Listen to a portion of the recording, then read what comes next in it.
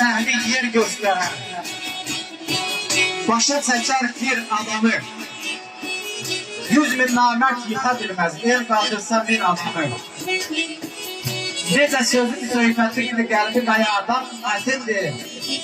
Türkü görmək çox çətindir, zəhbətində şir adamı. Başı burada gəzər insan, orada varsa aşkın mənim təmiz vicdan. Ləkələməz ay zərmuxan, xalqlardakı şir adamı. Məcidi səhli yer göstərər, başa çəkər bir adamı. Mən ismi mübarək olsun, gözlərim çaydan olsun inşallah.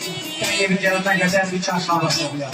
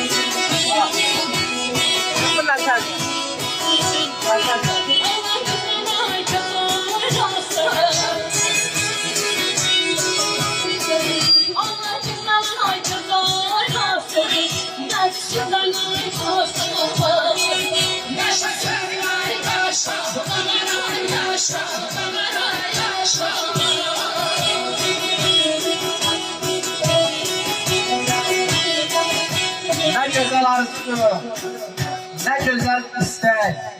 Oğul kız gördük boyunu görmek. Her bir bandeyler isme koysun. Oğul soyu, kız soyu.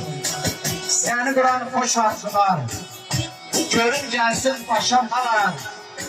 Oğlan kızla tez oynasın. Meclisinde boşa bakar. Yaşa seni, yaşamalar.